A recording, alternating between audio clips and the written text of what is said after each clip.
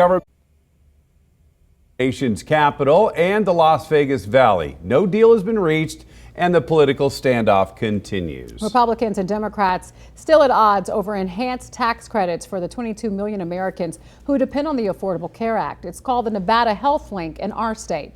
100,000 Nevadans are enrolled in it. The fight setting the stage for the furlough of hundreds of thousands of federal workers, as well as shuttering of a slew of key programs and services. Here's what will continue as normal. Medicare will continue to perform its full services. Private banks should be unaffected by the shutdown. SNAP or food stamps will continue running, and the USPS says that its services will not be interrupted. However, no work or pay for federal workers. It could also hit people taking flights in a variety of ways, including possibly leading to long security queues and delays caused by unpaid air traffic controllers.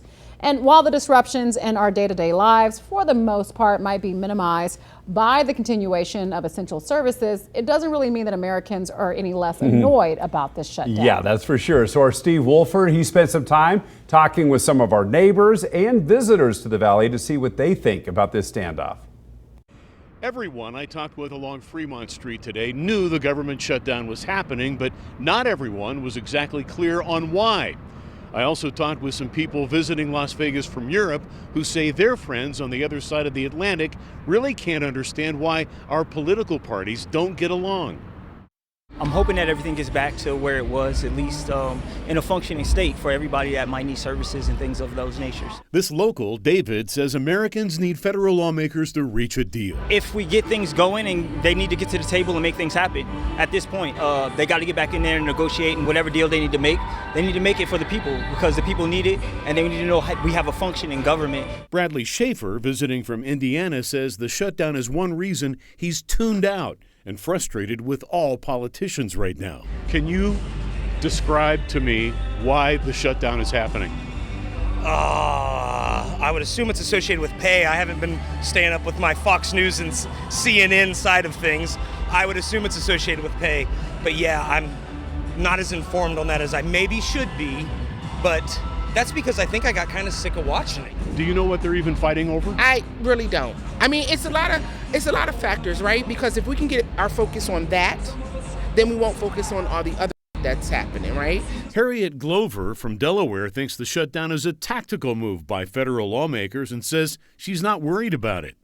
Romeo Hortense, a Brazilian now living in the U.S., has a mixed opinion. I remember another shutdown happened recently, a couple years ago, and there was not a big effect on the financial market. That's what I look at normally, because I like investments, and I don't know, I think it's a bad thing, honestly. And a couple of Europeans I spoke with just aren't sure what to make of the shutdown or American politics. We get a lot of that on the news over in the UK, but it just seems like it's never-ending problems over here with the government, and there's always something going on. You should just crack on and get things sorted.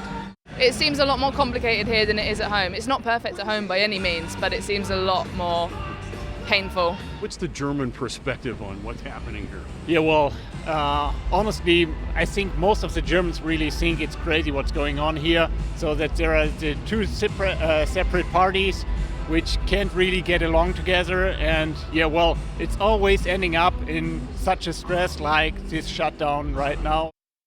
And while people we spoke with might disagree on what led to the shutdown, they do all agree that they want it to be over quickly.